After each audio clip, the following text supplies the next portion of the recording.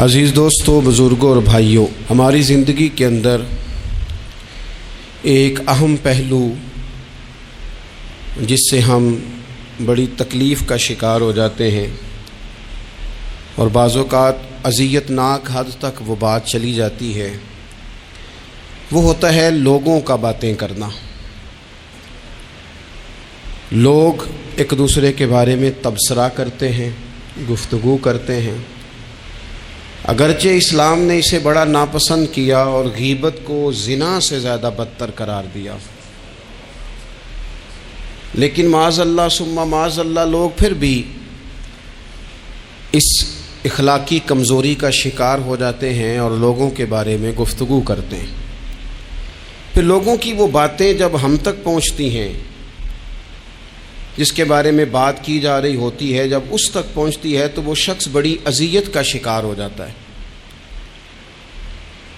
وہ ذہنی تکلیف میں بھی آتا ہے، کرب میں بھی مبتلا ہوتا ہے، اور بعض اوقات خدا معاف فرمائے تو بعض لوگوں میں مایوسی بھی پھیل جاتی ہے۔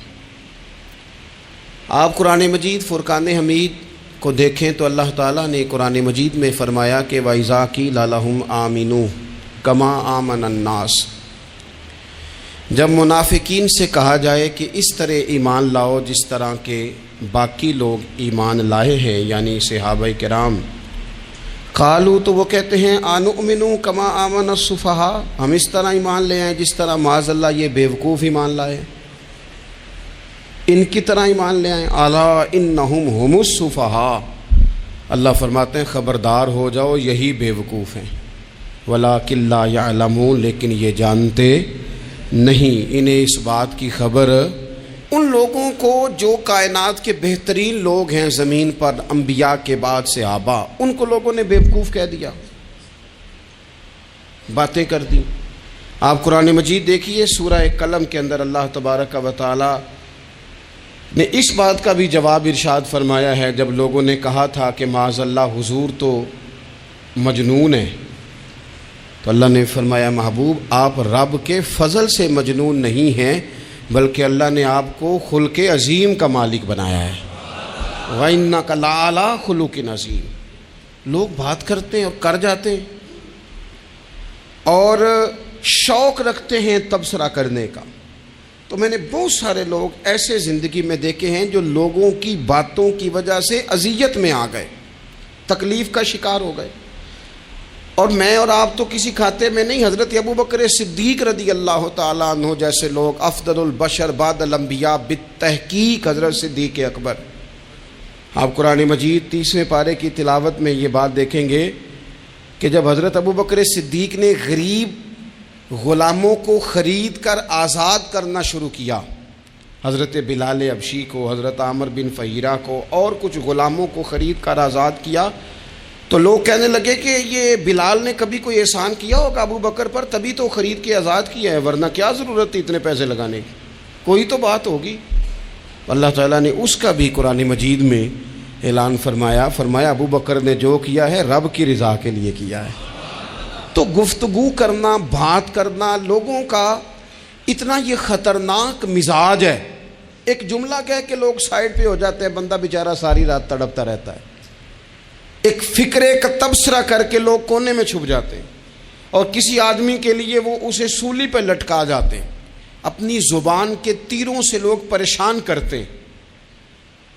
پہلے تو اللہ سے یہ معافی مانگیں کہ رب اس جرم سے ہمیں محفوظ فرمائے۔ اور اب تو لوگوں کی زبانیں اتنی لمبی ہو گئیں کہ وہ صحابہ تک چلی گئی ہیں، اہل بیت نبوت تک چلی گئیں۔ تبصروں کے شوق میں لوگوں نے یہ دیکھا ہی نہیں کہ میری حیثیت کیا ہے اور میں بات کس کی کر رہا ہوں، میری اوقات کیا ہے اور میں تبصرہ کس پہ کر رہا ہوں۔ بے باک ہونا اور بات ہے اور بدتمیز ہونا، ان دونوں میں فرق ہوتا ہے۔ تو میرے عزیز، ایک تو اس سے پرہیز کریں، اور پھر دوسرا، اب ہوتا کیا ہے، ہم اس کا نفسیاتی اثر لیتے ہیں، میں اکثر کہتا ہوں سارے لوگ ہی کانوں کے کچے ہوتے ہیں، کچھ تھوڑے زیادہ ہوتے ہیں، کچھ تھوڑے کم ہوتے ہیں، اور بعض لوگ کہتے ہیں اتنے لوگ فلانے بندے کی بات مانتے ہیں، تو میں نے کہا دنیا میں تو آج بھی کافر زیادہ ہیں، شیطان کے پیروکار آج بھی تو زیادہ ہونا کوئی حق کی دلیل ہے ہمیشہ؟ یہ کیا بات ہوئی کہ فلانے کی اتنے لوگ بات مانتے ہیں؟ یہاں تو میں نے یہ دیکھا ہے اس معاشرے میں کہ جھوٹے سے جھوٹا آدمی، اس کے بھی فالوور ہوتے ہیں، دغے باز سے دغے باز بندہ، اس کے بھی گویوں کے فالوور، اداکاروں کے فالوور، فلانے کے فالوور۔ اس کا یہ تو بھائی انسان کا مزاج ہے، ہر بندہ کانوں کا کچا ہے، کوئی تھوڑا زیادہ کچا ہے، کوئی تھوڑا کم کچا ہے، تو باتیں تو ہوگی، لوگ منہ میں زبان رکھتے ہیں تو گفتگو تو کریں گے۔ اب یہ اثر لینے والے پہ ہے کہ وہ اس کا اثر کس طرح کا لیتا ہے۔ ہمارے ہاں بڑے بڑے سمجھدار لوگ نفسیاتی ہو جاتے ہیں، بڑی بڑی سمجھدار خواتین نفسیاتی ہو جاتی ہیں، میری ساس باتیں کرتی ہے، میری نند باتیں کرتی ہے، مجھے فلانا باتیں کرتا ہے، مجھے فلانا۔ بھائی باتیں، جس کے منہ میں زبان ہے اس نے بات تو کرنی ہے۔ اب آپ نے کیوں یہ دعویٰ کر لیا ہے کہ آپ اتنے اونچے چلے جائیں کہ آپ کو بات ہی کوئی نہ کرے؟ کیا حرج ہے اس میں؟ اگر کوئی آپ کو بات کر دے تو کیا ہیں ہم؟ کسی نے کر لی تو پھر کیا ہوا؟ اس کا اتنا اثر قبول کرنا کہ ساری رات سونا ہی نہ، پریشان ہو جانا۔ اور بعض لوگ ایسے ہیں جنہیں اتنی باتیں نہیں ہوتی جتنی انہیں ٹینشن ہوتی ہے، یعنی وہ دو بندے کونے میں کھڑے ہیں تو میری ہی بات کر رہے ہیں، اور بھائی وہ اتنا اہم نہیں ہے، انہیں کوئی اور کام بھی ہو سکتا ہے، تیری بات ہی انہوں نے کرنی۔ بلا وجہ لوگ سمجھتے ہیں کہ میں بڑا اہم آدمی ہوں، وہاں بھی مجھ پہ تبصرہ ہو رہا ہے، یہاں بھی ہو رہا ہے۔ اس پہلو سے باہر آئیں، اس کمپلیکس سے نکل آئیں۔ ابن حزم کہتے ہیں کہ مصر میں ایک تاجر بڑا کامیاب ہو گیا تھا، بڑا کامیاب تاجر ہو گیا۔ تو زندگی میں جتنے لوگ بھی کامیاب ہوتے ہیں ان سے حسد ہوتا ہے، اس سے بھی اس کے ارد گرد کے لوگوں نے حسد شروع کیا۔ اب تاجروں نے پلاننگ کی کہ اسے خراب کیسے کرنا ہے۔ وہ ایک دن اپنے گھر سے نکلا، سفید کرتا سفید پگڑی باندھ کے باہر۔ اب 5-6 لوگوں نے پہلے سے منصوبہ بندی کی ہوئی تھی۔ ایک صاحب اسے ملے، کہنے لگے ماشاءاللہ آج تو سفید کرتے پر سبز امامہ، سبز پگڑی بڑی ہی اچھی لگ رہی ہے۔ تو وہ ہنس کے کہنے لگا لگتا ہے آپ سو کے اٹھ کے آئے ہیں، پگڑی تو میری سفید ہے۔ اس نے کہا چلو پگڑی تو سبز ہی ہے، باقی آپ نہیں مانتے تو آپ کی مرضی۔ وہ آگے بڑھا، تو اب چونکہ پلاننگ تھی تو ایک شخص اور ملا، اس نے کہا کیا بات ہے، سفید کرتے پر آپ کا پیلے رنگ کا امامہ کیا جچتا ہے۔ اس نے کہا یار کو خدا کا خوف کر، ہنس کے کہا کیا ہو گیا، تیری اینک کا نمبر تو نہیں تبدیل ہونے والا ہوا؟ اور بھائی میں نے تو سفید کرتا اور سفید ہی امامہ باندھا ہے۔ اب 2-3 لوگوں کی دفعہ تو وہ مسکرایا، لیکن وہ ڈھیر سارے لوگوں نے منصوبہ بندی کی تھی۔ وہ جب چوتھے کے پاس گیا تو اس نے بھی کہا کہ کیا بات ہے سفید کرتے پر پیلے رنگ کے امامے کی۔ اس نے کہا پیلا کہاں ہے؟ اب وہ غصے ہونے لگا۔ اب وہ چھٹے کے پاس گیا تو اس نے کہا جناب کیا بات ہے سفید کرتا اور کالا امامہ۔ اب وہ غصے میں اتنا باولا ہوا کہ پہلے ہنسا پھر رویا، پھر اسے سمجھ نہ آئی کہ دکان کا تالا کس چابی سے میں نے کھولنا ہے۔ بس وہ شام ہوئی تو اس بیچارے کو بچوں نے روڑے مارنے شروع کر دیے۔ وہ اتنی تکلیف میں آ گیا کہ لوگ اسے پاگل کہنے لگے۔ کیوں؟ اس لیے کہ لوگ منصوبہ بندی، افواہ تھی نا کہ میری طبیعت خراب ہے، تو لوگوں نے حال پوچھ پوچھ کر بیمار کر دیا۔ لوگوں کی باتیں، لوگوں کے تبصرے، لوگوں کے کومنٹس۔ بولے امام شافعی، امام شافعی فرمانے لگے لوگوں کی باتیں پتھروں کی طرح ہوتی ہیں، یہ روڑوں کی طرح ہوتی ہیں، اگر انہیں کمر کے اوپر رکھ لو گے نا تو یہ تمہاری کمر توڑ دیں گی، اور اگر تم ان کو اپنے پیروں کے نیچے رکھ لو گے تو تمہارا قد اونچا ہو جائے گا۔ بس دنیا میں وہ لوگ پریشان ہوتے ہیں جو لوگوں کی باتوں کو کندھوں پر سوار کر لیتے، جو پیروں کے نیچے رکھے، جو پاؤں کے نیچے رکھے ان کا قد۔ وہ پرانے زمانے میں نا عارف رومی رحمۃ اللہ علیہ فرماتے ہیں کہ ایک بیل گائے گر گئی تھی کنویں کے اندر، تو اب وہ لوگ اس کو نکال تو نہیں سکتے تھے، تو انہوں نے اس طرح کیا کہ مٹی ڈالنی شروع کر دی کہ اب بدبو آئے گی، پریشانی ہوگی، تو اس کو بند کر دیتے ہیں اندر ہی کنویں کو، کنواں نئی جگہ پہ کھود لیتے ہیں۔ انہوں نے جب اس کے اندر مٹی ڈالی نا تو وہ گائیں جو تھی وہ مٹی جھاڑ کے تو مٹی کے اوپر آ گئی، انہوں نے پھر مٹی ڈالی تو وہ تھوڑی اور اوپر آ گئی، اور مٹی ڈالی تو اور وہ مٹی ڈالتے گئے اور گائیں وہاں سے کنویں سے باہر آ گئی۔ لوگوں نے دفن کرنا چاہا، وہ باہر نکل آئی۔ اور میرے بھائی لوگ بھی اپنی باتوں میں دفن کرنا چاہتے ہیں، لیکن یاد رکھنا جو چمکنے والے تھے وہ چمکتے ہی رہے، جن کو اللہ نے عزت دی تھی ان کی گھٹائی کوئی نہیں سکا۔ اتنی اتنی لمبی زبانیں کھول کے لوگوں نے صحابہ کے بارے میں باتیں کی، باتیں ہو رہی ہیں. لوگ جن کو دبانا چاہتے تھے، آج نہیں صوفیاء کی مخالفت شروع ہوئی، ان کے زمانے میں بھی ہوئی، ان کے دور میں ان کے خلاف کتابیں لکھی گئیں. لکھنے والے خدا جانے کہاں ہیں، اور داتا صاحب ہو رہی ہے، خواجہ صاحب ہو رہی ہے. حضور غوث اعظم کے ان کے زمانے میں بھی ایسا نہیں ہوا کہ بڑی خوشی سے لوگوں نے آگے بڑھ کے پھول ڈالے ہوں. ان کے دور میں باقاعدہ جتھے تیار ہوئے، جتھے، اور پورا کام کیا گیا. اور ویسے بھی اگر کوئی شخص آپ کا مخالف ہی نہیں ہے تو پھر آپ کو چمکنے کا مزہ کیسے آئے گا؟ کوئی تو مخالف ہو نا، کوئی تو ہو نا جو کوئی بات کرے. دیکھیں نا، اگر اندھیرا نہ ہو، رات نہ ہو، تو بلب کی کوئی اہمیت رہ جائے گی؟ یہ چمکتا ہی تب ہے جب اندھیرا زیادہ ہوتا ہے. ہم کہتے ہیں اندھیرا ہو گیا، اور بھائی تجھے چمکنے کا موقع دیا ہے اندھیرے نے، تجھے اس نے عروج دیا. تندی باد مخالف سے نہ گھبرا اے عقاب، یہ تو چلتی ہے تجھے اونچا اڑانے کے لیے. تو باتوں سے پریشان نہ ہو. میں نے کہا کہ اگر آپ باتوں کا پہاڑ بنا کے اوپر سوار ہو جائیں گے نا تو قد اونچا کریں گی باتیں.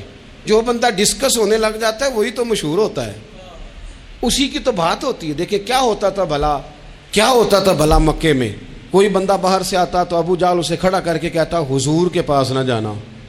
تو کہتا پتہ تو کروں بھلا نبی پاک کے پاس کیا ہے، پتہ تو کروں بھلا حضور کے پاس کیا ہے. تو جن سے تعارف نہیں ہونا تھا وہ بھی تعارف کرا رہے تھے رسول پاک کا. تو اس لیے باتوں سے گھبرا جانا. ہاں ایک بات ہمیں کتاب و سنت میں ملتی ہے، اس پر ضرور غور کریں. تہمت والی جگہ سے بچیں، تہمت کا موقع نہ دیں. مطلب بلا وجہ ہی اپنے لیے بحث کا دروازہ کھولنا یہ درست نہیں ہے. اپنے لیے ہم نہ دروازے کھول لیتے ہیں بحث کے، مفت کی بحث ہو رہی ہے، فلانا بھی ڈسکس کر رہا ہے. کچھ چیزیں ایسی ہوتی ہیں جو سب کی سمجھ کی نہیں ہوتی، وہ سب کے سامنے ڈسکس کرنا ضروری نہیں ہوتا. حضرت سیدنا ابو ہریرہ رضی اللہ تعالیٰ عنہ فرمایا کرتے تھے مجھے نبی پاک علیہ السلام نے علم کی 2 تھیلیاں دی ہیں، میں نے ایک کھولی ہے تمہارے سامنے، ایک کھولی ہے، دوسری نہیں کھولوں گا. اس لیے کہ ہر بندے کو بات اس کے ظرف کے مطابق کرنی چاہیے. تو موقع نہ دیں. نبی پاک صلی اللہ علیہ وسلم نے فرمایا اس بندے نے اپنی، یہ بخاری میں موجود ہے، فرمایا اس نے اپنی عزت اور اپنی جان کو محفوظ کر لیا جو فتنے والی جگہ سے بچ گیا. جہاں تہمت لگ سکتی ہے اس جگہ سے بچیں. جان بوجھ کے لوگوں کو موقع نہ دیں باتیں کرنے کا، جان بوجھ کے موقع نہ دیں. جامع ترمذی کے اندر حدیث موجود ہے، حضرت سیدنا عمر فاروق رضی اللہ تعالیٰ عنہ نے ایک موقع پر اجازت مانگی تھی نبی پاک صلی اللہ علیہ وسلم سے. عرض کیا یا رسول اللہ صلی اللہ علیہ وسلم مجھے آپ اجازت دے دیں، میں عبداللہ بن ابی سلول کی گردن اڑا دوں، یہ منافق بار بار آڑے آتا ہے، بار بار تکلیف دیتا ہے، آپ مجھے اجازت دیں میں اسے قتل کر دوں. تو اب وہ چونکہ کلمہ پڑھتا تھا، ساتھ تو رہتا ہی تھا نا، بہت سارے لوگ اسے مسلمان جانتے تھے. تو حضرت سیدنا عمر فاروق رضی اللہ تعالیٰ عنہ نے اجازت چاہی کہ یا رسول اللہ صلی اللہ علیہ وسلم اگر آپ مجھے اجازت دے دیں، یہ ترمذی میں موجود ہے، یعنی آپ اس جگہ سے بچیں جہاں تہمت لگ سکتی ہے، جہاں بلا وجہ کسی شخص کو شر پھیلانے کا موقع مل سکتا ہے. یا رسول اللہ مجھے اجازت دے میں عبداللہ بن ابی سلول کی گردن اڑا دوں. تو نبی پاک صلی اللہ علیہ وسلم نے فرمایا کہ عمر اگر میں تمہیں ایسا کرنے کی اجازت دوں گا تو لوگ کہیں گے کہ وہ اپنے قریبیوں کو انہوں نے مروانا شروع کر دیا ہے، ساتھ والوں کو ہی مروانا شروع، لوگ تو اسے مسلمان سمجھتے ہیں نا. تہمت والی جگہ سے. بلکہ بخاری شریف میں اسی طرز کا ایک اور پیغام بھی ہمارے لیے موجود ہے. یہ جو حرم شریف آج ہمارے سامنے ہے نا، بیت اللہ شریف، اس میں ایک پیچھے مقام ہے جس کو حتیم کہا جاتا ہے. یہ خانہ کعبہ کا حصہ ہے. حضور صلی اللہ علیہ وسلم کے اعلان نبوت سے پہلے جب قریش مکہ نے اسے تعمیر کیا نا دوبارہ سے، تو انہوں نے چندے کا کوئی اس طرح کا مزاج بنایا تھا کہ اس بندے سے پیسے لینے ہیں جس کے بالکل ہی جائز ہو. اس ترتیب سے انہوں نے خانہ کعبہ کی تعمیر کی کہ پھر وہ ساری تعمیر نہ کر سکے، حتیم باہر رہ گیا. تو نبی پاک صلی اللہ علیہ وسلم نے ایک دن فرمایا، بخاری میں موجود ہے، حضور فرمانے لگے عائشہ اگر تمہاری قوم جاہلیت کے قریب نہ ہوتی، کیونکہ ابھی قریب جاہلیت چھوٹی ہے نا، ابھی لوگوں نے کلمہ پڑھنا شروع کیا ہے، فرمایا اگر یہ جاہلیت کے قریب نہ ہوتے تو میں کعبے کو انہی بنیادوں پر دوبارہ بنا دیتا جن بنیادوں پر حضرت ابراہیم علیہ السلام نے بنایا تھا. لیکن چونکہ یہ جاہلیت کے قریب ہیں، ان کی سمجھ میں چیز نہیں آئے گی، یہ شک میں پڑ جائیں گے، پریشان ہو جائیں گے، لہذا میں یہ کام نہیں کرتا. بہت ساری چیزیں ایسی ہیں کہ جن کی وجہ سے بعض سادہ لوگ ابہام کا شکار ہوتے ہیں، ابہام کا۔ ہمارے علماء نے اس طرح کیا کہ بڑے طے کر کے عقائد کے عنوانات امت تک پہنچائے۔ ہر آدمی ہر شعبے کا اسپیشلسٹ نہیں ہوتا، بہت ساری لوگ باتیں مریض کے سامنے کرنے والی نہیں ہوتی، وہ صرف لواحقین کو بتانے والی ہوتی۔ پھر کچھ لوگ اور آئے جنہوں نے کہا کہ ہم تو ایفیشنسی دکھائیں گے، کچھ خاص ہر بات کھول کر لوگوں کے سامنے رکھیں گے۔ تو اس کا نقصان پھر یہ ہوتا ہے کہ سادہ لوگ مشکلات کا شکار ہوتے ہیں۔ وہ پھر جب کہتے ہیں ہر چیز ڈسکس کر لینی چاہیے تو پھر باتیں دور نکل جاتی ہیں۔ پھر لوگوں نے انبیاء کرام علیہم السلام کی اجتہادی خطاؤں کو ڈسکس کرنا شروع کیا۔ ربنا ظلمنا انفسنا، اگر حضرت آدم یہ لفظ کہیں تو ان کے لیے تو ٹھیک ہے، لیکن اگر کوئی غلام اور امتی اور بیٹا اٹھ کے یہ لفظ کہے تو اس کے لیے ٹھیک نہیں ہے۔ تو میرے عزیز ایسے کام نہ کریں جس کی وجہ سے بلا وجہ بحث کا۔ ہمارے یہاں کچھ لوگوں کو شوق ہے خبروں میں رہنے کا، وہ ایسی باتیں چھیڑتے ہیں جن سے نہ وہ خبروں میں رہ سکیں۔ میں نے دیکھا ہے وہ کہتے ہیں جی میں نے کوئی انوکھی بات کرنی ہے۔ بھئی انوکھی بات کرنے سے بندہ مشہور تو ہو جاتا ہے۔ ہمارے زمانے میں مشہور ہی وہ ہوتا ہے جو دوسروں سے ذرا ہٹ کے بات کرے، انوکھی کرے۔ وہ ہمارے لطیفہ لکھا ہے نا، ایک اہل عرب کا، ایک ہجا نام کا عربی کا ایک لطائف سنانے والا شاعر ہے، تو وہ کہتا ہے کہ ایک شخص نے ایک دفعہ کہہ دیا تھا گدھا کھانا جائز ہے۔ تو بڑے بڑے علماء اس کے گھر چلے گئے کہ بھئی کوئی دلیل، کوئی جزیہ، کوئی کہاں سے، کوئی کتاب، کوئی حوالہ، کوئی شے۔ اس نے کہا روز آؤ گے ایک بندے کو بتاؤں گا، کٹھا اسٹیج لگاؤ، ایک کی دفعہ حوالے دیتا ہوں، روز نہیں دیے جاتے۔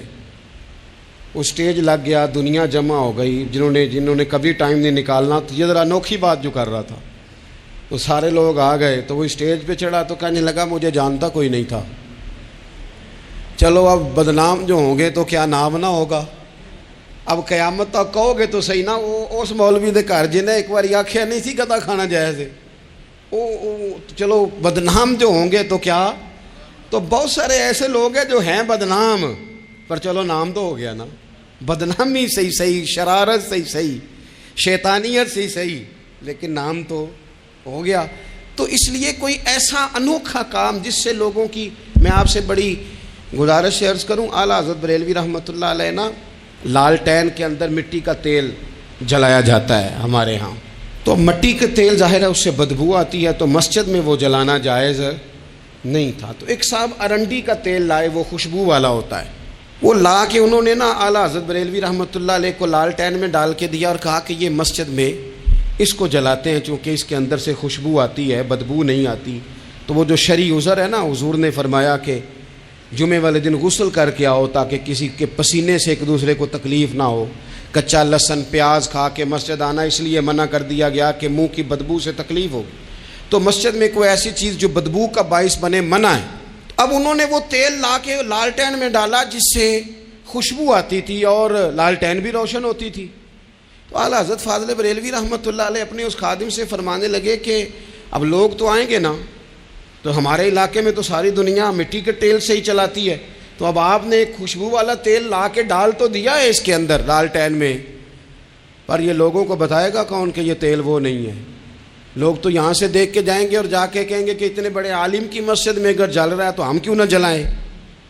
تو فرمانے لگے وہ شخص کے حضور پھر حال کیا ہے؟ فرمانے لگے آپ فرضوں کا سلام پھیر کے دعا سے پہلے لالٹین کے پاس کھڑے ہو جائیں اور جو بندہ گزرے اسے بتاتے جائیں کہ یہ مٹی کا تیل نہیں، یہ مٹی کا تیل نہیں، یہ مٹی کا تیل۔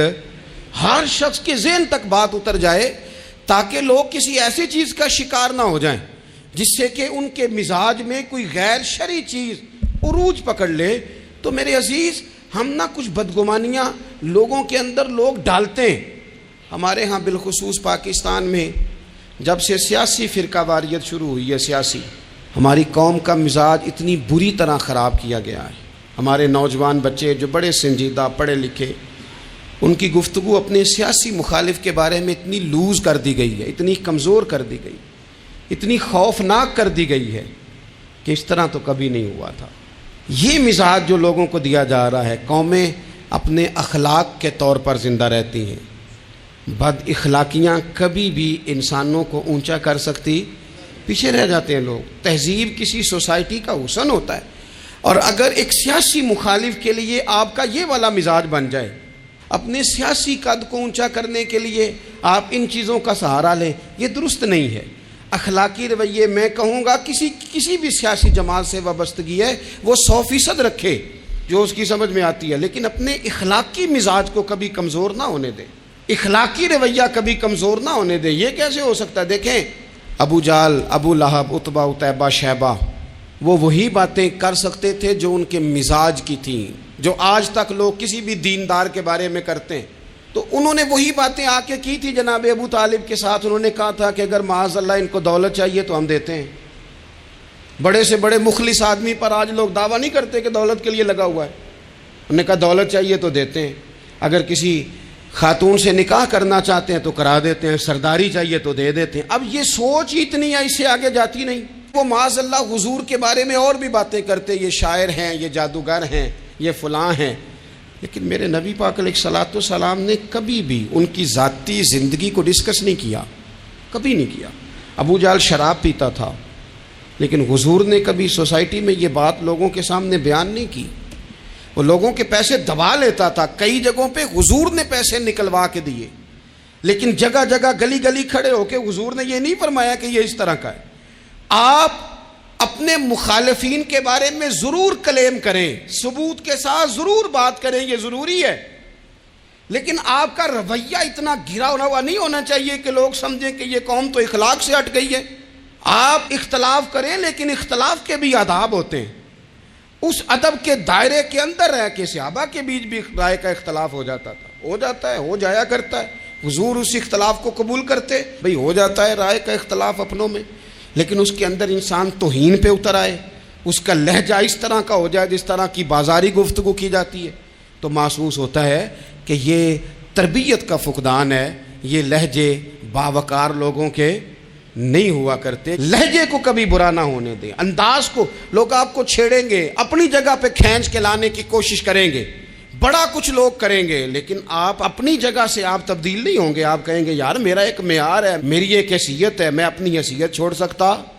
میں اپنی حیثیت نہیں چھوڑ سکتا. ہر بندے کو آپ ڈسکس کریں گے. تو تہمت والی جگہ سے ضرور بچیں، بدگمانی سے ضرور بچیں، لیکن ہر شخص کو اس کے معیار کے مطابق اتر کا جواب دینا یہ باوقار لوگوں کا سٹیٹس نہیں ہوتا. وہ کہتے ہیں جا بات کر، جا کے تو کون ہوتا ہے، تیری بات کریں اب ہم ہر شخص کے منہ لگیں، یہ کیسے ہو سکتا ہے؟ نبی پاک صلی اللہ علیہ وسلم گزر رہے تھے، صحیح بخاری میں موجود ہے. آپ کی اہلیہ حضرت صفیہ رضی اللہ تعالیٰ عنہ آپ کے ساتھ تھیں.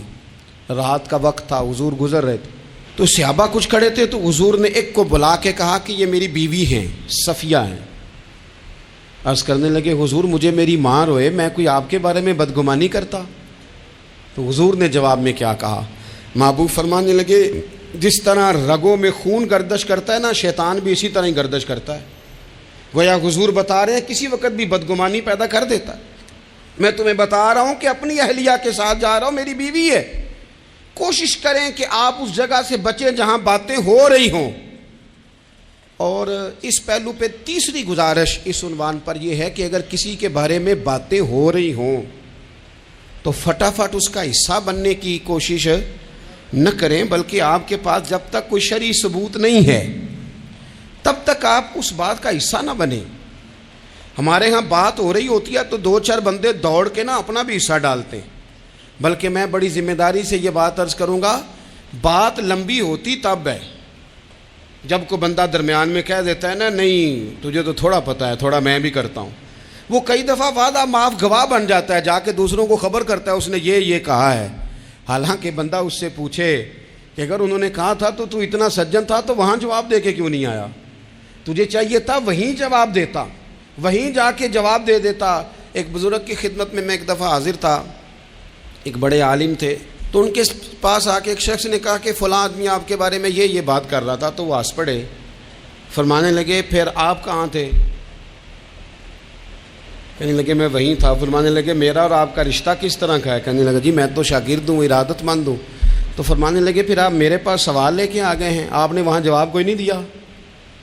فرمانے لگے اب تو میرے سامنے بیٹھ، پہلے اس سوال کا جواب میں تجھے دوں، پہلے تجھے قائل کروں، اگر تو قائل ہوتا نا تو پھر تو یہ بات لے کے میرے پاس نہ آتا، پھر تو وہاں تو کلیئر کر آتا، تیرے اندر کجی ہے، تو بات کا حصہ بنا ہے، اور میرے نزدیک اس سے بڑا تو مجرم ہے کہ تو نے بات کو سنا ہے، وہ تو کوئی ہے، اور تو اپنا تھا، تو نے اپنا ہو کے یہ باتیں سنی، تو نے ہاں کی، تو وہاں بیٹھا رہا، تو اپنا تھا۔ اور حضور نے فرمایا محبت تو بندے کو اندھا بہرا اور گونگا کر دیتی ہے، جو کسے دا عاشق ہوئے ہوتے گل اسے دی کردا ہے، 100 مکر بہانے کر کے او دے ہی مرنے مردا ہے۔ تو نے سن کیسے لی؟ تیرے کانوں نے گوارا کیا؟ پہلے تو مطمئن ہو نا، تو اگر مطمئن ہوتا تو بات آگے وہیں جواب دے کے آتا، جب تو ہی غیر مطمئن ہے تو میں کسی اور کو کیا جواب دوں؟ تو مدد کریں اپنے بھائی کی اس معاملے میں کہ اگر آپ کلیئر ہیں تو پھر آپ اسے وہی کلیئر کریں، کہیں یار میری بات سن، یہاں تک تو بات ٹھیک ہے، اس بات کا میں گواہ ہوں، یہ ہو سکتی نہیں۔ اور نبی پاک کا یہ طریقہ ہے، مسند امام احمد بن حنبل میں حدیث موجود ہے، حضرت عبداللہ ابن مسعود رضی اللہ تعالیٰ عنہ، کمال آدمی حضرت عبداللہ ابن مسعود، حضور نے فرمایا عبداللہ ابن مسعود سے قرآن سیکھا کرو، یہ اسی طرح پڑھتے ہیں جس طرح میرے اوپر نازل ہوا تھا۔ حضرت عبداللہ ابن مسعود کو نبی پاک علیہ السلام نے فرمایا درخت پہ چڑھ کے ذرا میرے لیے مسواک تو اتار دو۔ حضرت عبداللہ ابن مسعود کی پنڈلیاں پتلی پتلی تھی، ٹانگیں پتلی تھی، وہ درخت پہ چڑھے، ہوا چلی تو کپڑا تھوڑا ہٹ گیا تو بعض لوگ ان کی پتلی پنڈلیوں کا مذاق اڑانے لگے، معاذ اللہ، دیکھو کیسی باریک باریک پنڈلیاں ہیں، کیا انداز ہے۔ اب حضور بیٹھے ہیں نا، تو انہوں نے جو بات کی تھی وہ بات بھی درست تھی، پنڈلیاں واقعی پتلی تھیں، اور کوئی بھی اس انداز میں دیکھتا تو شاید مسکراتا۔ جب انہوں نے کہا نا دیکھو پتلی پنڈلیاں، تو حضور نے ہمارے لیے طریقہ کیا چھوڑا، ہمارے لیے سیرت کیا چھوڑی۔ حضور سید عالم فوراً ارشاد فرمانے لگے، نبی پاک فرمانے لگے چپ کرو، تم میرے عبداللہ کی پنڈلیوں کو پتلا پتلا کہہ رہے ہو نا، قیامت کے دن جب میزان لگے گا اور ان پنڈلیوں کا تمہیں وزن پتہ چلے گا، پھر پتہ چلے گا میرے عبداللہ کی شان کیا ہے۔ یہ بڑی وزنی پنڈلیاں ہوں گی، جب ان کا میزان پر وزن تو لگے تو آپ دفاع کریں۔ نبی پاک صلی اللہ علیہ وسلم نے فرمایا اگر کسی جگہ تیرے بھائی کی عزت پر حملہ ہو رہا تھا اور تو بچانے پر قادر تھا اور تو نے اس کی عزت سے اس شر کو روک دیا، کہا نہیں یار ایسی بات نہیں ہے، تم غلط کہہ رہے ہو، فرمایا اگر تم کسی کی عزت کا دفاع کرو گے تو فرمایا جہاں تمہاری عزت خراب کی جا رہی ہوگی رب وہاں تمہاری عزت کا دفاع فرمائے گا، اللہ تمہاری عزت کا محافظ بن جائے گا۔ لیکن ہم کیا کرتے ہیں، ہم لوگ باتیں کر رہے ہوتے ہیں تو ہم ان باتوں میں ایک بات اور شامل کرتے ہیں، ہم ان باتوں میں ایک بات اور شامل کر لیتے ہیں اور انداز اختیار کر لیتے ہیں، اور جو آپ کے حق میں ہے اس نے مخالف نہیں ہونا، اور جو مخالف ہے اس نے کبھی حق میں چھوڑیں۔ آپ کس کو قائل کر رہے ہیں؟ جس کی سمجھ میں آتی ہے وہ قبول کرے، نہیں آتی تو دروازہ کھلا ہے، کہیں اور تشریف لے جائے۔ ہمارا یہ مزاج بن گیا کہ بلا وجہ کی وضاحتیں بھی بندے کو کمزور کرتی ہیں، بلا وجہ ہم کمزور پڑ جاتے ہیں، تھوڑے بے نیاز ہو جائیں، چھوڑیں کچھ بے نیاز بنے، طبیعت کوئی بے نیاز، ہم نہ بے نیاز نہیں ہوتے، ہر بات کو سوچتے ہیں، ہر بات کی وہ جی وہ فلانے نے پتہ کیا کہا ہے، تو بڑی معذرت سے بالخصوص خواتین کا مسئلہ ہوتا ہے، وہ کہتے ہیں پوری دسو، نہیں دسو نے آخیا کی، بھئی آپ نے کیا کرنا ہے، اس کے لیے پھانسی کا حکم لگانا ہے، آپ نے چھوڑ دیں، بات ہو گئی ختم ہو گئی۔ اپنی زندگی میں تھوڑی سی بے نیازی بھی پیدا کریں، تھوڑی سی بے نیازی، ہر ایک کی بات سننا، ہر ایک کی بات پر غور کرنا، ہر بندے پر تبصرہ شروع کر دینا، وہ تو تکلیف آ جائے گی۔ وہیں سے جہاں سے بات شروع کی تھی پھر وہیں لاتا ہوں کہ باتوں کا اثر لیں لیکن صرف خیر کی باتوں کا اثر لیں، لیکن صرف اچھے لوگوں کی باتوں کا، ہر ایک کی بات کا اثر لوگے لوگ دو قدم نہیں چلنے دیں گے۔ اور دوسرا میں آپ کو بڑی ذمہ داری سے عرض کرتا ہوں، ہم ویژن والے لوگ ہیں، ہماری 1400 سال کی تاریخ ہے، ہم ویژن والے لوگ ہیں۔ یہ نہیں ہے کہ ادھر ایک بندہ آیا تو تھوڑی سی ہم اس کے پیچھے چلے جائیں گے، پھر کل ایک اور آئے گا تو تھوڑا سا اس کے پیچھے چلے جائیں گے۔ یہ تو وہ لوگ ہوتے ہیں جن کی پیچھے بنیاد نہیں ہوتی، اور جن کی پوری بنیادیں ہونا، وقت زیادہ ہو گیا ورنہ میں آپ کو اپنی سند پڑھ کے بتاتا کہ ہماری سند امام بخاری تک کیسے جاتی ہے اور امام بخاری کی رسول پاک تک کیسے جاتی ہے۔ یہ تو ایک تسلسل ہے، تو اس لیے بڑی جلدی آزمائش کا شکار نہ ہوا کریں۔ باتیں کس لیے ہیں؟ جو بندہ ویلا ہے اس نے بھی 4 باتیں، تو ہر بات کا اثر نہ لیں۔ بالخصوص جوانوں سے کہتا ہوں، ٹارگٹ اچیو کرنے کے لیے سب سے پہلے تو مقاصد کا تعین کرے، جانا کدھر، اور پھر اس پہ لگ پڑے۔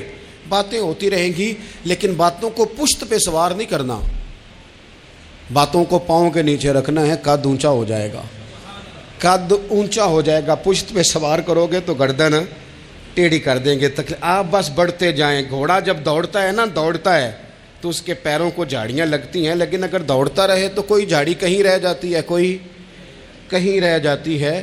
باقی مخلوق کرتی ہے باتیں، وہ کرتی رہے گی، آپ آگے بڑھیں، سفر کرتے رہیں، سفر۔ بہت سارے باتیں کرنے والے وہیں رہ جاتے ہیں اور کام کرنے والے کہیں کے کہیں پہنچ جاتے ہیں۔ باتیں کرنے والوں میں سے نہ ہوں، کام کرنے والوں میں سے ہوں۔ اللہ توفیق عطا فرمائے۔ آخر دعوانا الحمدللہ رب العالمین۔